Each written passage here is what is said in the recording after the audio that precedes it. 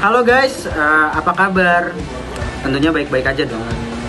Pada kali ini kita akan mendengarkan kegiatan Corner Sunbrev seminggu ke depan. So stay tune. Minggu depan akan dilayani oleh Kak Herbert jam 3 sore di channel YouTube-nya Generasi Pemberani. Shalom Corner Sunbrev, sudah pada ikut belum? Yuk kita ikut. Karena dalam hari ini kita akan sama-sama belajar dalam pasal firman. Corner Sunbrev berada di minggu kedua serta minggu keempat. Kalau kalian masih ikut, hubungi di bawah ini. Yuk kita sama-sama belajar bersama. Aku tunggu kalian di sana ya. Bye-bye.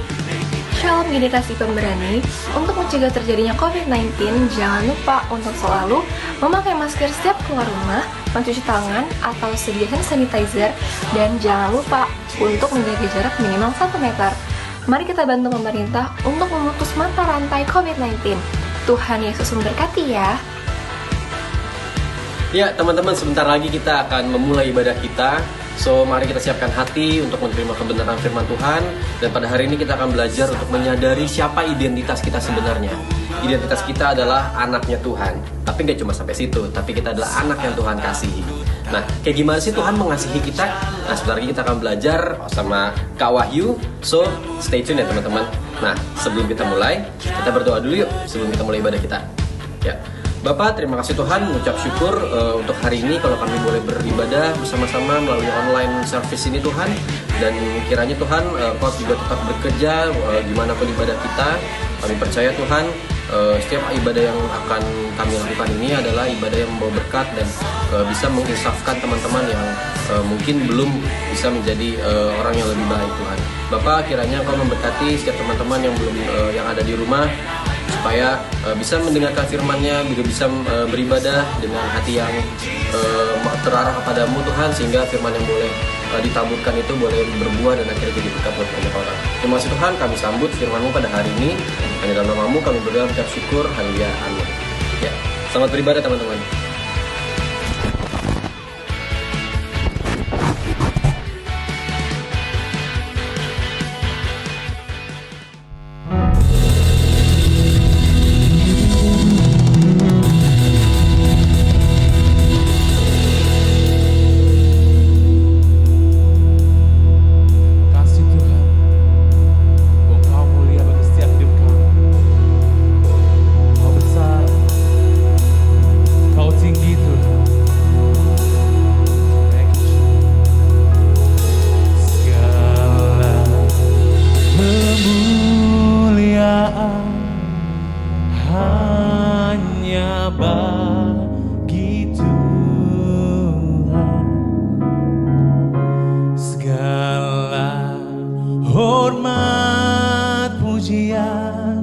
Hanya bagi Tuhan, kuasa-Mu Tuhan, kuasa dan kemuliaan hanyalah bagi Tuhan, segala kemuliaan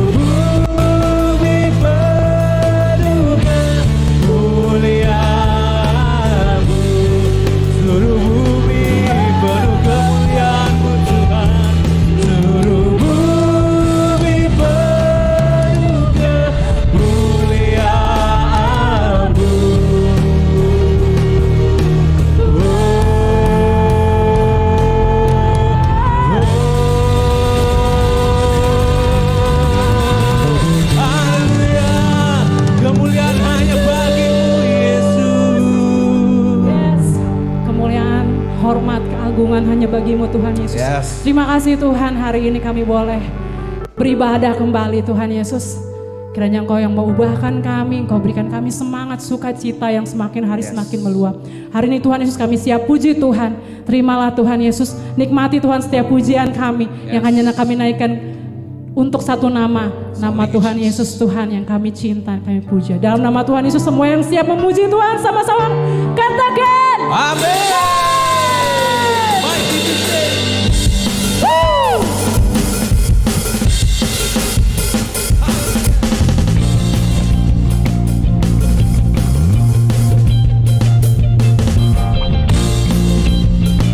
Jesus mighty to save.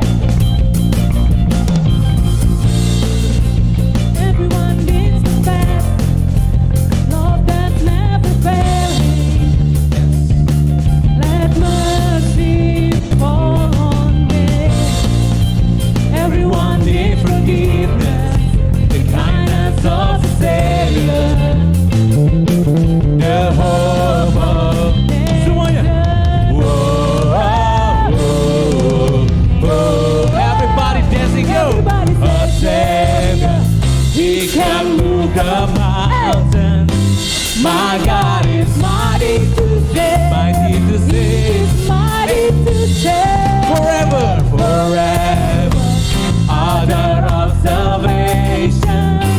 He rose and conquered the grave. Conquered the grave. Jesus conquered the grave. Hallelujah.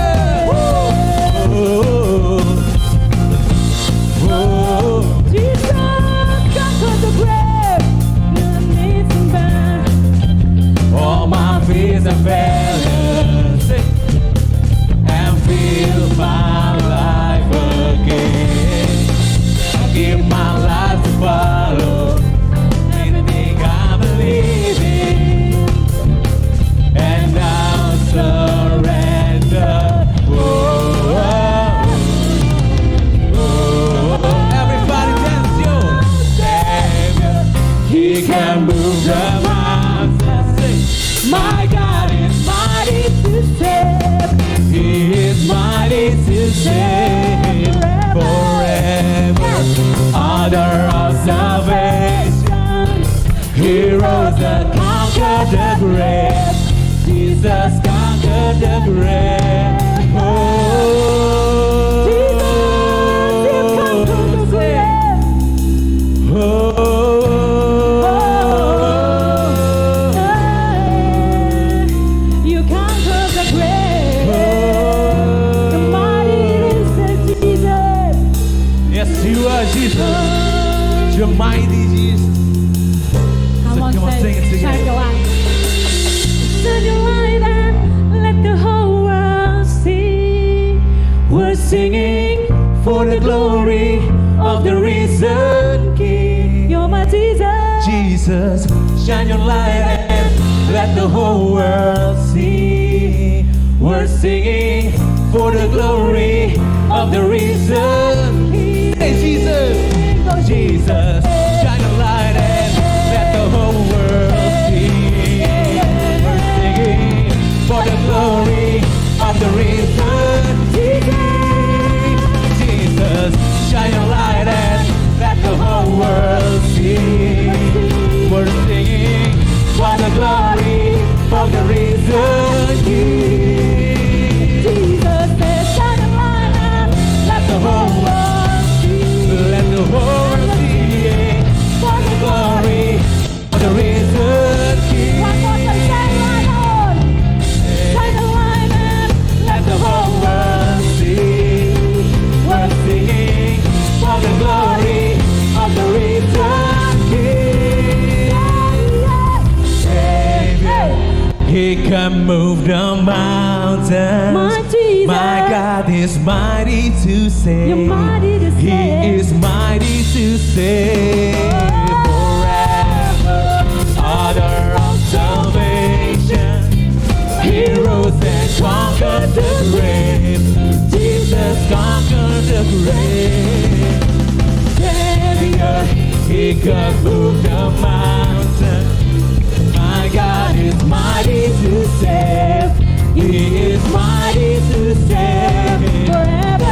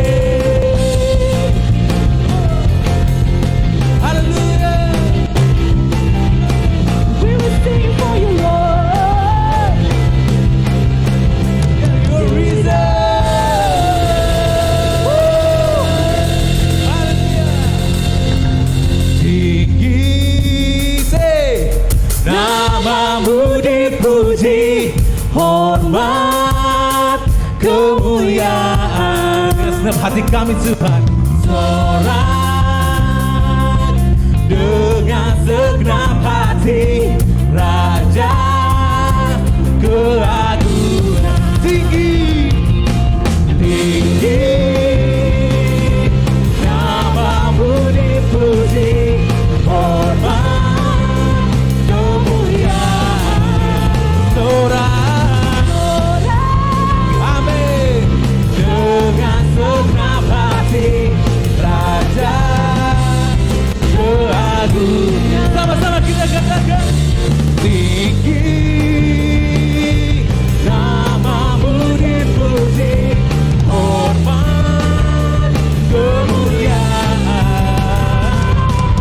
Sorak dengan segenap hati, Raja keagungan. Raja, Raja keagungan, Raja keagungan. Kau sangat Raja, Raja keagungan. Namamu dipuji tinggi Tuhan. Haleluya. Thank you Lord. Haleluya.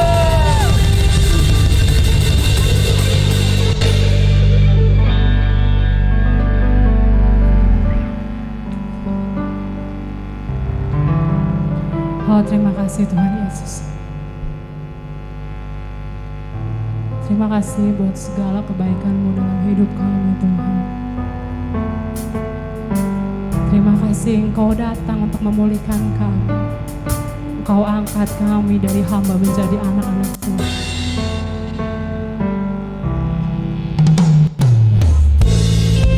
Dan biarlah lagu ini menjadi pengingat bahwa Tuhan telah merelakan anaknya untuk kita semua. Thank you.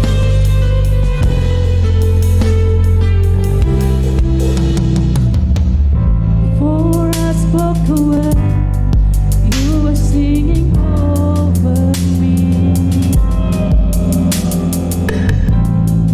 You have been so good to me. Before I took a breath, you breathed your life in me. You have been so kind to me. Oh, the overwhelming, never-ending, reckless love of God. Yes, Jesus. Oh, He chases me down, fights till I'm found, leaves a 99, and I couldn't earn it, and I don't deserve it. Still, you give yourself away. Oh, the overwhelming, never-ending, reckless love of God.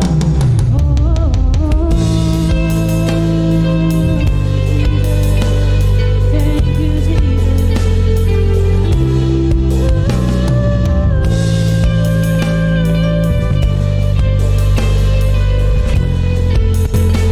Let's sing together.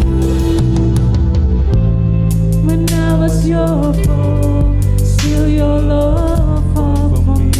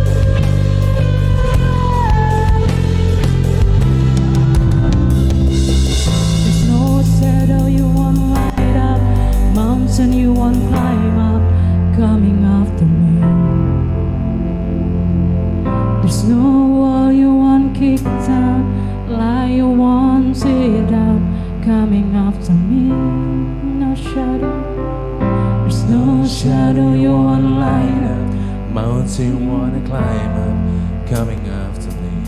Yes, Jesus.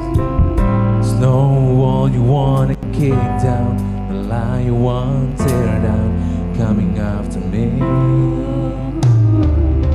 There's no shadow you wanna light up, mountain you wanna climb up, coming after me.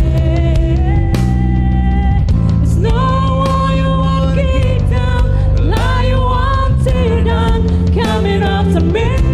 No shadow, there's no shadow you wanna light up, mountain you wanna climb up, coming after me.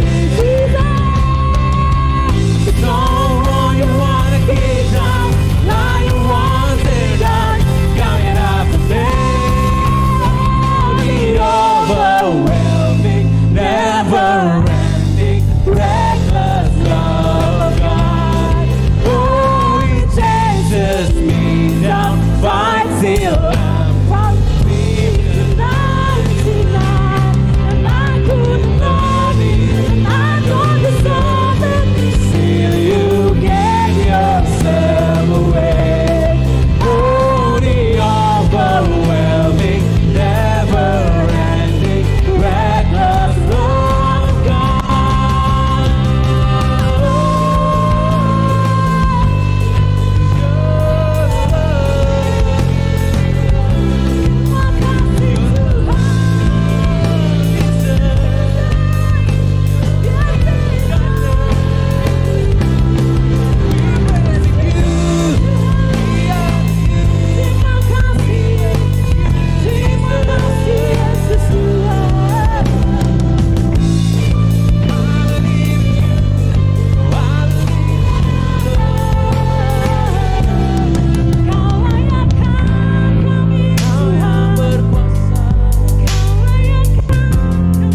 Kau yang ada di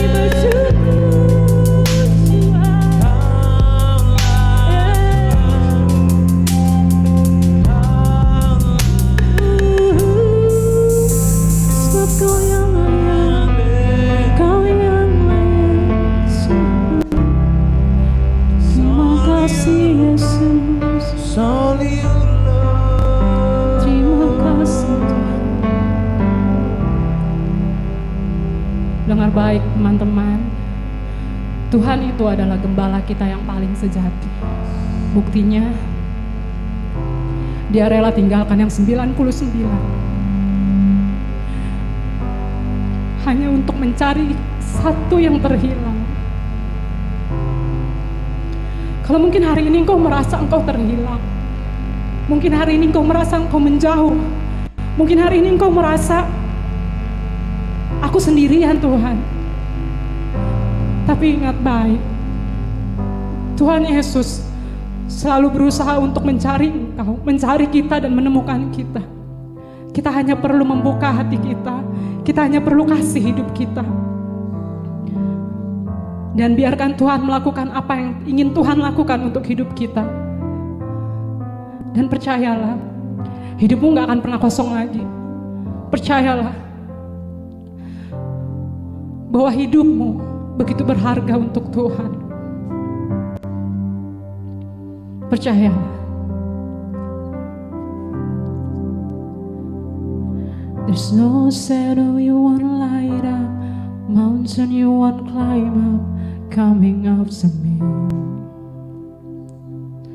There's no wall you won't kick down, lie you won't tear down, coming after me. Ini yang Tuhan lakukan untuk kita. There's no shadow you won't light up, mountain you won't climb up, Coming after me. yes. There's no wall you won't kick down, lie you won't tear down, coming after me. There's no shadow you wanna light up, mountain you wanna climb up, coming after me, Jesus. There's no wall you wanna kick down, a lie you want tear down, coming after me. There's no shadow you wanna light up, mountain you wanna climb up, coming coming after me. There's no one you want to kick down, the line you want to tear down, coming after me. Oh, the overwhelming, never-ending, reckless love of God. Thank you, Oh, Jesus. it chases me down, fight till I'm found, leave the 99. I couldn't earn it, and I don't deserve it.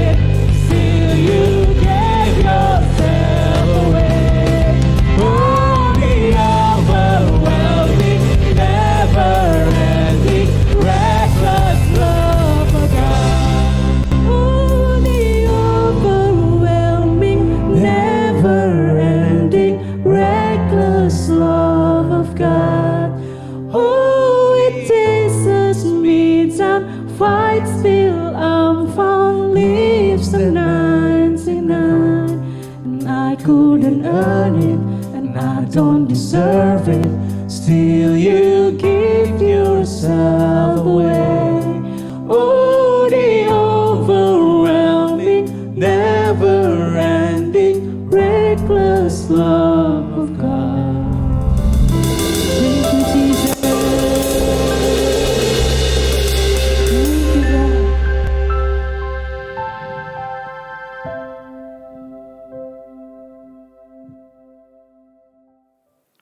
Bapa kami dalam surga, kami mengucap syukur Tuhan buat setiap kebaikan-Mu dalam hidup kami. Buat setiap anugerah-Mu, buat setiap kasih-Mu yang gak pernah ada habisnya ya Tuhan. Terima kasih Tuhan kami boleh diberi kesempatan hari ini untuk mendengarkan isi hati-Mu ya Tuhan. Berikan kami roh hikmat dan pewahyuan ya Tuhan supaya kami boleh mengerti, kami boleh memahami apa isi hati-Mu Tuhan. Karena tanpa itu kami gak mampu. Dan berikan kami juga Tuhan telinga dan hati seorang murid.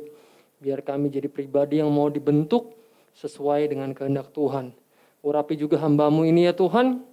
Biar kiranya apa yang hamba perkatakan itu berasal dari Engkau ya Tuhan. Di dalam nama Yesus Kristus kami sudah berdoa dan mengucap syukur. Amin. Shalom teman-teman. Apa kabarnya? Senang sekali saya bisa hadir lagi untuk sharing, untuk berbagi isi hatinya Tuhan buat teman-teman dimanapun kalian berada. Dan hari ini saya dikasih sebuah tema yang berjudul tentang God's Beloved Children atau anak-anak yang dikasihi oleh Tuhan. Mungkin kita sudah sering kali mendengar statement bahwa Tuhan mengasihi kamu. Tuhan menyayangi kamu apa adanya. Mungkin saking seringnya jadi seperti sesuatu yang sudah terdengar biasa dan hanya jadi slogan orang Kristen gitu ya.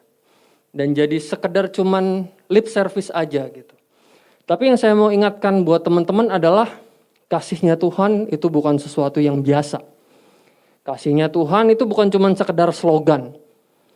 Karena saya percaya bahwa kasihnya Tuhan itu sungguh luar biasa dalam hidup kita. Seperti lagu tadi bahwa kasihnya Tuhan itu reckless.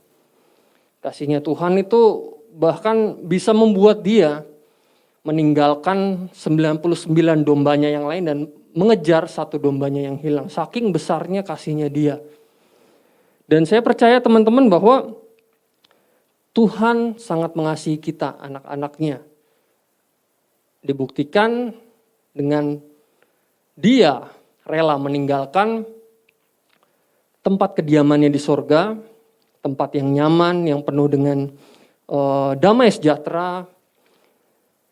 Dia turun, dia lepaskan semua atribut kealahannya, dia lepaskan semua kebesarannya, dan turun ke dunia menjadi wujud manusia yang sederhana. Siapa? Yesus Kristus. Buat apa? Buat apa sih kok kayaknya repot banget gitu ya? Kok kayaknya sampai segitunya gitu. Dia mau melepaskan segala atribut kealahannya dan turun ke dunia menjadi seorang manusia biasa.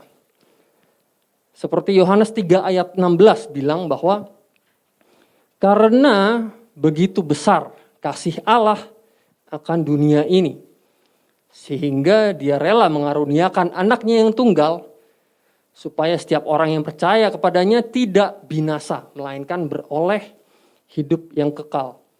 Jadi saya percaya teman-teman, karena Allah begitu luar biasa mengasihi kita. Karena begitu besar kasih Allah buat kita, sehingga dia rela mengaruniakan anaknya yang tunggal. Supaya apa? Supaya kita tidak lagi hidup di dalam dosa, kita tidak lagi hidup dalam keinginan diri kita sendiri, melainkan kita hidup di dalam pengenalan yang benar akan Tuhan, di dalam hidup yang kekal. Dan ternyata lewat karya penebusannya itu ada satu misi juga yang Tuhan mau lakukan buat kita, dan itu juga merupakan tema kita bulan ini, tema kita minggu ini, yaitu tentang God's Beloved Children yang diberikan kepada saya. Mari kita buka bersama-sama di Galatia 4 ayat yang ke-7. Saya akan bacakan buat teman-teman. Jadi kamu bukan lagi hamba, melainkan anak. Jikalau kamu anak, maka kamu juga adalah ahli-ahli waris oleh Allah. Jadi kita belajar sesuatu bahwa lewat karya penebusan Kristus, lewat dia mati di kayu salib buat kita, ternyata ada satu agenda juga yang mau Tuhan lakukan, yaitu bahwa supaya kita nggak lagi hidup sebagai hamba, melainkan kita berubah statusnya menjadi seorang anak. Dulu yang kita diperhambakan oleh keinginan kita sendiri, kita diperhambakan oleh ego kita sendiri, kita diperhambakan oleh dosa-dosa kita, itu semua dilepaskan dan diubah status kita menjadi anak-anaknya Tuhan. Jadi waktu kita menjadi anak-anaknya Tuhan artinya apa? Kita juga mendapatkan hak untuk menjadi ahli warisnya Allah. Gitu ya teman-teman. Namun ternyata untuk menjadi seorang ahli waris itu nggak semudah yang kita bayangin gitu ya. Nggak semudah yang kita pikirkan. Mungkin Tuhan sudah berikan hak kepada kita untuk menjadi ahli waris. Tetapi ternyata hak waris yang diberikan itu hanya akan diberikan kepada anak-anak yang sudah dewasa. Karena tanpa kedewasaan, kita akan sulit untuk bertanggung jawab atas hak waris yang diberikan oleh Allah. Mungkin kita ingat kisahnya si anak bungsu yang meminta warisan kepada bapaknya untuk berfoya-foya di negeri seberang, dan pada akhirnya dia bukan jadi pribadi yang dewasa, justru dia berfoya-foya, dia habiskan harta kekayaan papanya, dan akhirnya dia jatuh melarat dan jadi miskin. Itu adalah salah satu tanda bahwa tanpa kedewasaan kita nggak akan bisa bertanggung jawab terhadap hak waris yang Tuhan berikan buat kita. Jadi bagaimana sih supaya kita bisa jadi pribadi yang dewasa dan bertanggung jawab terhadap hak waris yang Tuhan berikan kepada kita sebagai anak. Kita akan buka di Ibrani 12 ayat yang ke-5 sampai yang ke-6. Oke. Ibrani 12 ayat yang ke-5 sampai ke-6. Saya akan bacakan buat teman-teman. Dan sudah lupakah kamu akan nasihat yang berbicara kepada kamu seperti kepada anak-anak? Hai anakku, janganlah anggap enteng didikan Tuhan, dan janganlah putus asa apabila engkau diperingatkannya. Karena Tuhan menghajar orang yang dikasihinya, dan ia menyesah orang yang diakuinya sebagai anak. Sesuatu yang kontras ya teman-teman. Mungkin kita selama ini mengenal Tuhan sebagai pribadi yang sabar. Ya kan? Pribadi yang maha pengampun. Pribadi yang yang berbesar hati menerima kita apa adanya gitu. Itu betul. Sama sekali tidak salah. Tuhan adalah Tuhan yang Maha Pengampun, Tuhan yang sabar, dan Tuhan yang menerima kita apa adanya. Itu betul. Tapi jangan lupa bahwa di firman Tuhan yang lain, seperti di Ibrani 12 ini, disebutkan juga bahwa Tuhan memiliki bentuk kasih-Nya yang lain terhadap kita. Jadi kita nggak hanya dikasihi secara diampuni, diterima apa adanya, disabari. Ternyata nggak cuma itu aja. Di sini disebutkan bahwa Tuhan mendidik dan memperingatkan. Dengan cara apa? Karena Tuhan menghajar. Menghajar orang yang dikasihinya. Artinya apa? Waktu Tuhan mengasihi seseorang, dia juga menghajar orang itu. Menghajar ini berbeda dengan mengajar. Kalau mengajar itu mungkin dengan perkataan. Oke, diajarin, oh kamu harus begini, kamu harus begitu. Kamu nggak boleh begini, kamu nggak boleh begitu. Itu mengajar dengan perkataan. Tapi kalau menghajar itu sudah sesuatu yang sifatnya lebih keras. Sesuatu yang sifatnya lebih ekstrim gitu ya. Dan bahkan di ayat selanjutnya disebut, ia menyesah orang yang diakuinya sebagai anak. Artinya waktu Tuhan mengakui kita sebagai anak, dia juga menyesah kita. Tahu ya menyesah. Menyesah itu kalau dalam hukuman di masa Romawi dulu, itu jadi dipukul di bagian tulang belakang dengan balok kayu, jadi disuruh nunduk, kemudian dipukul pakai balok kayu, itu disesah. Artinya ini adalah satu gambaran bahwa bentuk kasihnya Tuhan itu nggak cuman sabar, nggak cuman mengampuni, nggak cuman menerima apa adanya, tapi dia juga memberikan suatu hajaran yang keras dalam hidup kita. Memberikan suatu pukulan yang kuat, yang keras dalam hidup kita. Jadi kita belajar dari ayat ini bahwa kenapa sih Tuhan, di satu sisi Tuhan itu lembut, Tuhan itu baik, Tuhan itu sabar, Tuhan itu Maha Pengampun. Tapi di sisi yang lain dia juga menghajar, mendidik, menyesah, memperingatkan. Kenapa begitu? Saya coba kasih ilustrasinya seperti ini. Mungkin kalau kita flashback waktu kita masih bayi gitu ya. Kita ingat bayi baru lahir, kita nangis, justru orang-orang di sekitar kita bahagia. Mereka akan berusaha sebaik mungkin memberikan berbagai macam fasilitas buat kita, memberikan berbagai macam bentuk kasih sayangnya buat kita supaya kita nggak nangis, supaya kita bisa bertumbuh jadi semakin bertumbuh dengan sehat. Oke? Nah, kemudian seiring berjalan waktu kita lama-lama beranjak dari bayi kemudian jadi anak-anak gitu ya. Bertumbuh jadi seorang anak-anak, kita mulai aktif, bergerak sana kemari, terus bahkan mungkin sesekali banting barang, teriak-teriak. Tapi dari apa yang kita lakukan itu waktu masih anak-anak, orang tua kita memaklumi. Oke? Orang tua kita memaklumi dan mungkin sesekali menegur kita gitu ya. Oh, kamu gak boleh begini ya nak, kamu jangan begini. Jadi dikatakan dengan lembut, dikatakan dengan kasih. Setelah kita bertumbuh jadi anak-anak, lama-lama kita bertumbuh semakin dewasa, beranjaklah kita menjadi seorang remaja, gitu ya. Mungkin kalau kita masih anak-anak, kita teriak-teriak, kita lempar-lempar barang, kita ngelakuin hal-hal yang mungkin konyol gitu ya. Orang tua kita akan memaklumi. Tapi bagaimana kalau kita sudah bertumbuh jadi remaja, kita masih melakukan hal yang sama? Apa yang akan terjadi? Pastinya orang tua kita akan marah, menegur kita, menghukum, bahkan mungkin memukul kita.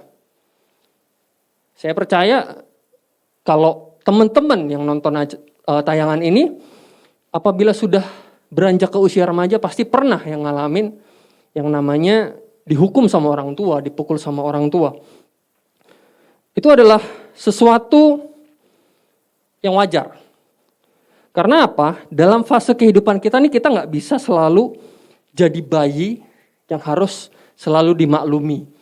Kita jadi anak-anak yang ngelakuin kesalahan, terus dimaklumi gitu ya. Oh nggak apa-apa.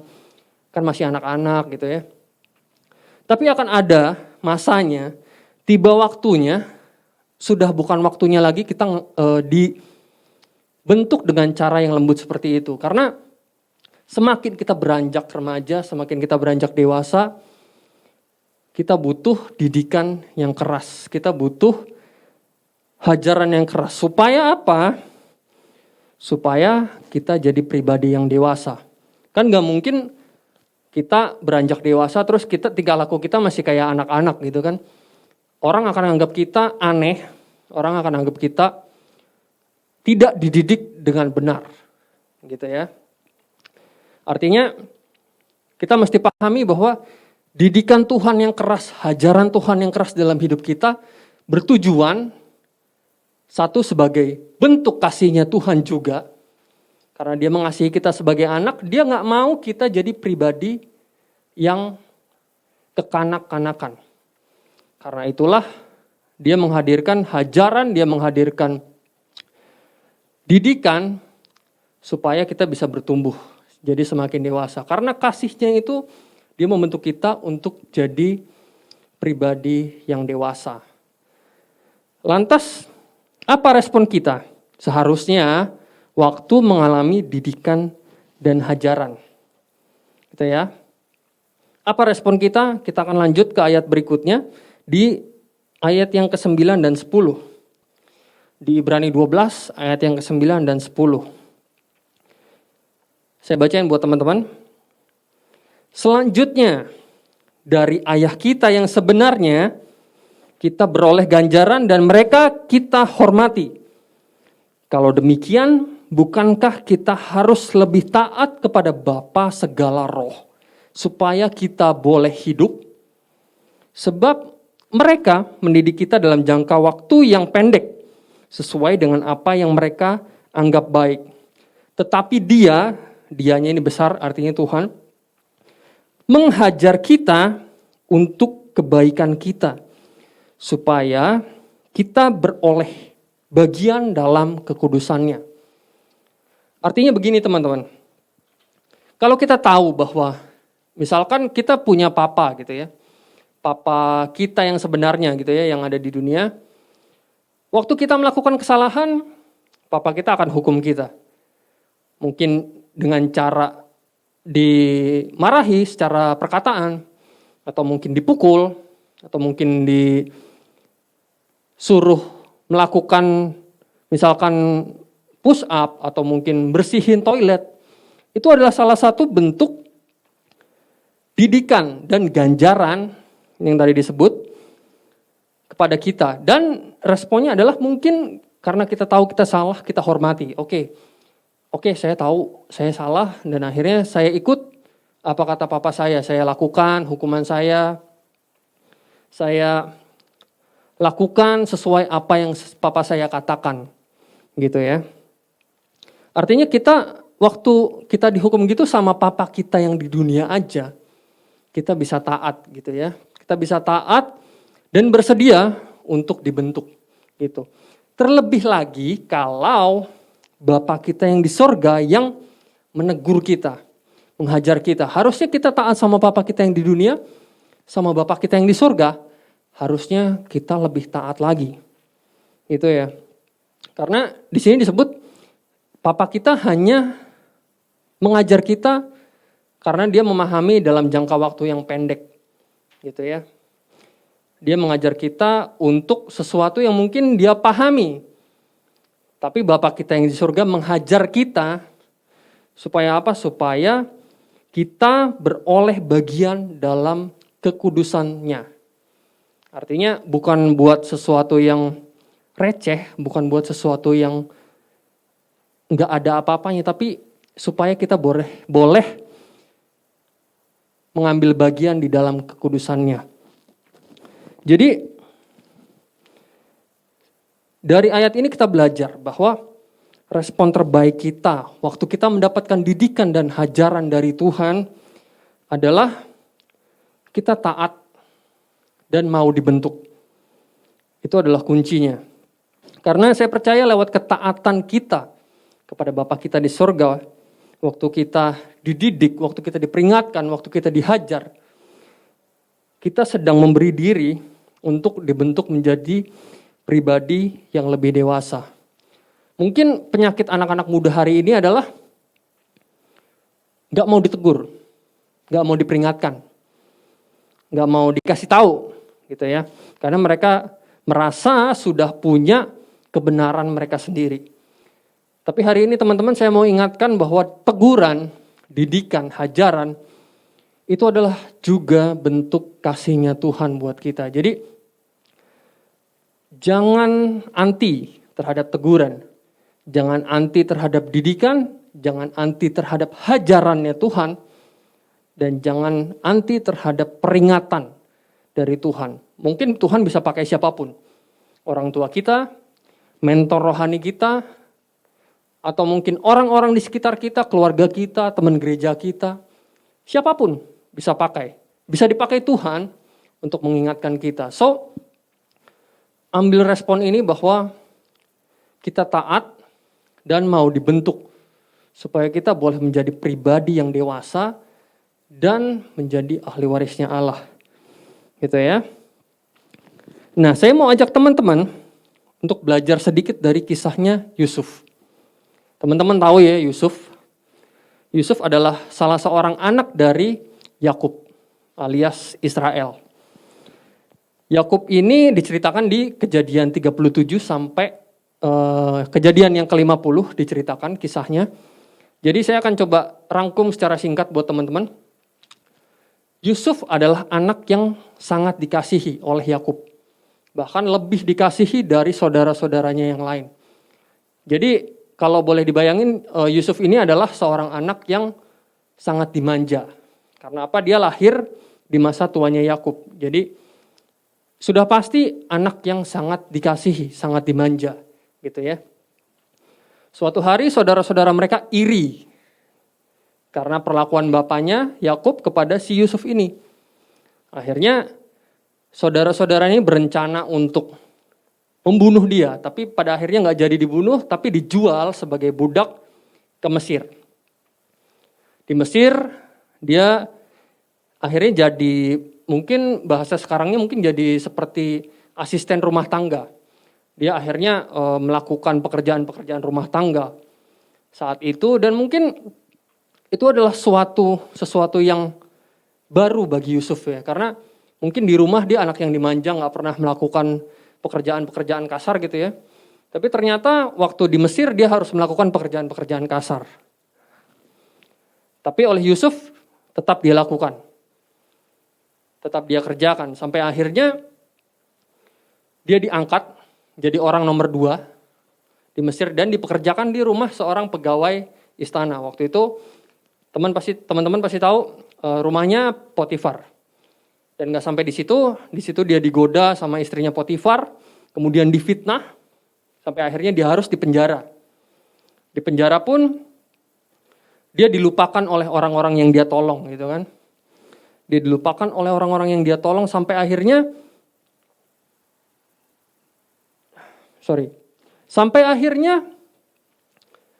dia mendapat satu kesempatan untuk menerjemahkan mimpi Firaun. Di momen itu dia mendapatkan sesuatu kesempatan untuk menjelaskan kepada Firaun arti mimpinya, dan ternyata Firaun menangkap pesannya Tuhan lewat Yusuf dan akhirnya dilakukan seperti apa yang dikatakan Yusuf, dan singkat cerita akhirnya berjalan sesuai dengan yang dikatakan oleh Yusuf, dan Yusuf pun diangkat menjadi penguasa di Mesir. Dan akhirnya dia pun menjadi salah satu Firaun di sana. Gitu. Sampai satu hari saudara-saudaranya dan keluarganya di Israel mulai mengalami kelaparan dan akhirnya mereka meminta bantuan ke Mesir. Karena Yusuf yang sudah diberi arti mimpi tentang kelaparan yang akan terjadi di negara itu, maka dia sudah mempersiapkan diri. Dan sampai akhirnya keluarganya akhirnya datang ke sana, ke Mesir, tapi dia nggak mengenali siapa Yusuf gitu kan. Akhirnya sampai singkat cerita, Yusuf sudah jadi penguasa di sana dan keluarganya datang ke sana. Mereka sampai begitu mengetahui bahwa Yusuf yang jadi penguasa di sana, mereka merasa malu. Mereka merasa nggak pantas gitu ya. Tapi apa respon Yusuf yang luar biasa adalah dia mengampuni saudara-saudaranya. Dia nggak mengingat lagi apa kesalahan-kesalahan yang saudara-saudaranya lakukan. Tapi yang keren adalah satu statement Yusuf yang ada di Kejadian 50 ayat 20. Saya mau bacain buat teman-teman, ini adalah statement Yusuf yang sangat luar biasa. Seperti ini. Memang kamu telah mereka-rekakan yang jahat terhadap aku. Tetapi Allah telah mereka-rekakannya untuk kebaikan. Dengan maksud melakukan seperti yang terjadi sekarang ini. Yakni memelihara hidup suatu bangsa yang besar. Artinya bahwa saya percaya Yusuf dikasihi oleh Tuhan. Dikasihi luar biasa. Bahkan dikatakan segala yang dia lakukan itu berhasil. Tapi ada masanya juga Yusuf harus mengalami momen-momen di mana dia harus mengalami didikan. Dia harus mengalami hajaran.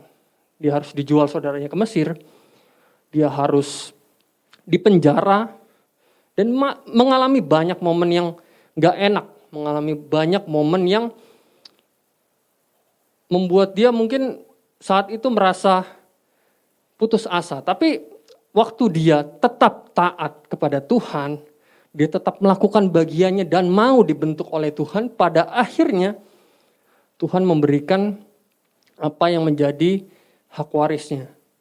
Yaitu bahwa dia boleh menjadi orang yang dipergunakan Allah untuk menyelamatkan sebuah bangsa yang besar. Gitu ya. Jadi saya percaya begini. Tuhan mengasihi kita luar biasa. Tapi tidak hanya dalam bentuk kelembutan. Lagi-lagi. Bukan hanya dengan bentuk kesabaran, pengampunan, penerimaan apa adanya. Tapi dia juga akan gunakan didikan dan hajaran supaya kita bisa jadi pribadi yang dewasa dan layak untuk disebut sebagai ahli waris Allah. So teman-teman, kalau mungkin hari ini kita mengalami momen-momen yang gak enak, mengalami teguran, mengalami peringatan, mengalami penderitaan. Responi ini dengan kita tetap taat, kita mau tetap melekat sama Tuhan, dan kita bilang sama Tuhan, Tuhan, lewat segala penderitaan yang kami alami, kami tetap mau Engkau bentuk. Supaya kami boleh jadi pribadi yang sesuai dengan kehendak Tuhan. Karena kami percaya penderitaan yang kami alami itu adalah salah satu bentuk kasih-Nya Tuhan. So teman-teman, ubah mindset kita hari ini. Jangan takut, jangan anti terhadap didikan, teguran, hajaran. Tapi responnya itu untuk kita semakin bertumbuh jadi pribadi yang sesuai dengan kehendak Tuhan. Mari kita berdoa. Bapa kami dalam surga, kami mengucap syukur Tuhan buat pesan-Mu yang kuat.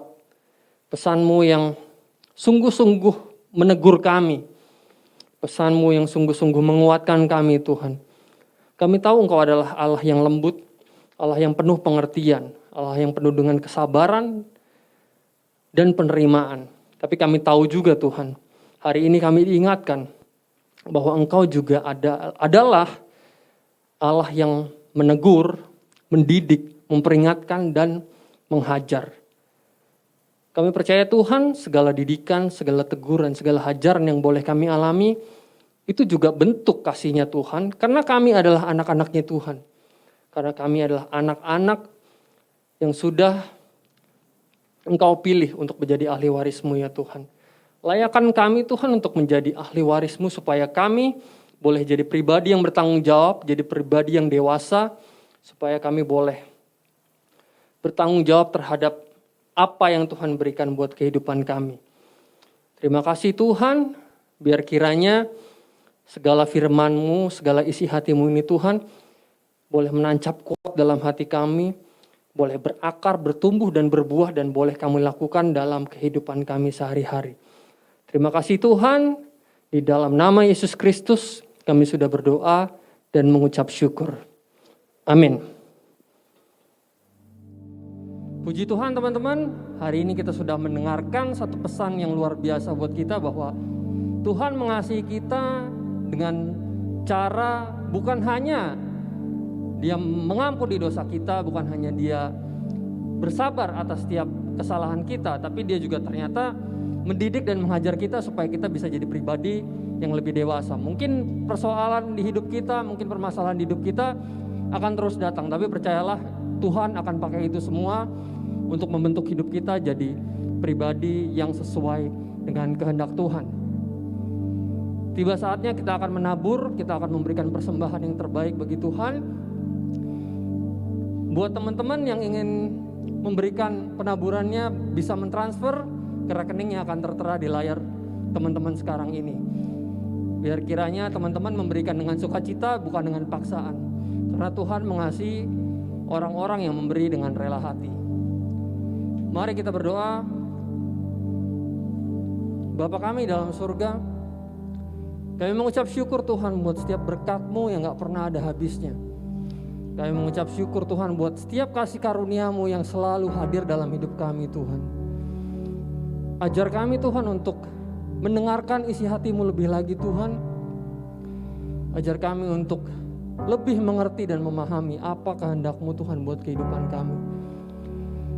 Biar setiap bentuk kasih-Mu Tuhan boleh mendidik dan menghajar kami, agar kami boleh menjadi pribadi yang dewasa dan sesuai dengan kehendak Tuhan. Terima kasih Tuhan, terima kasih Yesus.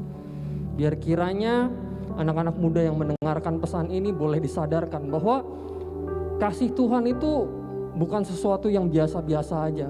Bahwa Tuhan mengasihi mereka adalah sesuatu yang luar biasa. Dan lewat kasih Tuhan itu mereka boleh dipulihkan, mereka boleh diperbarui, dan mereka boleh dijadikan pribadi yang lebih dewasa. Terima kasih Tuhan, dan sebentar kami akan selesai. Kami akan mengakhiri ibadah ini. Mari kita arahkan hati kita kepada Tuhan, dan mari kita angkat kedua belah tangan kita. Tuhan memberkati engkau dan melindungi engkau. Tuhan menyinari engkau dengan wajahnya dan memberi engkau kasih karunia. Tuhan menghadapkan wajahnya kepadamu dan memberi engkau damai sejahtera. Percayalah engkau telah diberkati dan engkau akan menjadi berkat dimanapun engkau berada. Di sekolahmu, di kampusmu, di kantormu, di keluargamu, dimanapun engkau berada. Mulai saat ini